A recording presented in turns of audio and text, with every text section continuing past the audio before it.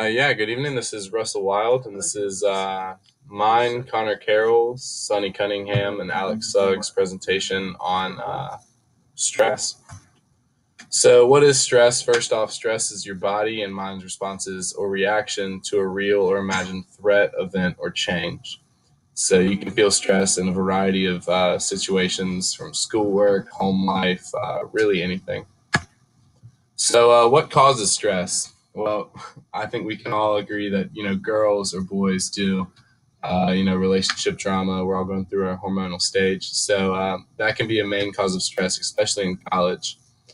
The education load of college actually causes a lot of stress. It's your first chance balancing classes and extracurricular activities just on your own. Obviously, grades and course amount, I think we can all agree for that. That definitely causes a lot of stress for teenagers and millennials right now because obviously we want to make high marks and make the best grades we can. Alcohol and drugs can cause stress, especially from an addictive standpoint. If you get, kind of too into that stuff, it'll stress you out and definitely have detrimental aspects in your life. Food can stress you out if you have eating disorders or just just like really like fountain. Or if you're hungry, it can stress you out. And a big one is sleep. So sleep deprivation is easily the largest causer of stress in college age students. It's said that we're needed 8 hours, and if most of us get over five, that's lucky. So sleep deprivation and not having enough can definitely cause stress. Signs and symptoms of stress physically, especially if you're looking at someone else, it's kind of hard to diagnose yourself, is you can see someone with a poor appetite or over appetite. If somebody's eating too much, they're going to the dining hall, they're going to cook out every night, that can be a symptom of somebody that's stressed out. If you're feeling tired, or if your back's hurt and you got these aches and pains around your body, it can be a sign of a stressful situation, stressful time in your life. Sleep problems, obviously, if you can't stay asleep, like we've all heard the saying, what keeps you up at night. So if you're not getting, a full restful night of sleep, you might be in a stressful situation. And then health issues. If you're sick, you'll be more stressed out and more susceptible to the symptoms of stress. Mental signs and symptoms of stress, you'll just kind of feel down, maybe a little depressed, just kind of out of it. You'll get, really anxious, feel nervous in social settings, angry and depressed. You'll see yourself getting really angry for no reason at all, or you'll just kind of withdraw from everybody socially.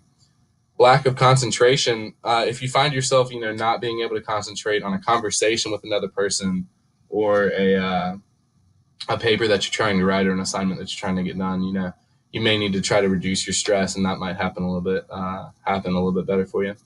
And poor school performance. So if you see your friend, not coming to class that often, maybe skimping out on homeworks or tests, you might say, hey, that person's probably in a really stressful time in their life, and I might be able to help them. So, how to reasonably deal with stress is kind of the point of the presentation. Find a hobby you find calming. So, for some, it may be fishing, maybe hunting, maybe working out, maybe lifting, maybe reading a book, just whatever you find that calms you down. That's a really good way to deal with stress. Socialize with peer groups in similar situations. So let's say you have a really hard class, it's just grinding, you guys are all not doing well.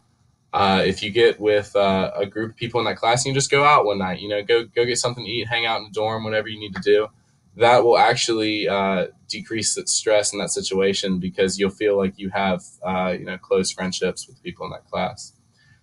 Take scheduled breaks during stressful activities. So something I do when I'm studying is I'll say, every 45 minutes, I'll check my phone and I'll go on Instagram, Twitter, whatever, and that calms me down because it takes me away from the paper that I'm trying to write or the project I'm trying to get done, and so that can actually really help.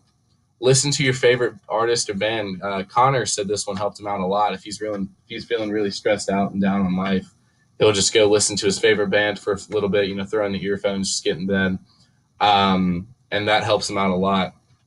Another thing that I actually know a lot about, I did my senior project on it, is cardiovascular activity actually can help you a lot.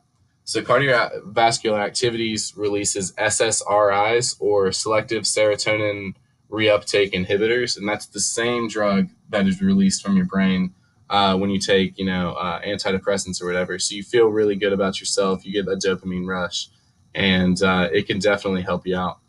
So that all being said, that's our presentation on stress. I hope you enjoyed it, and if you have any questions, we'll take those now.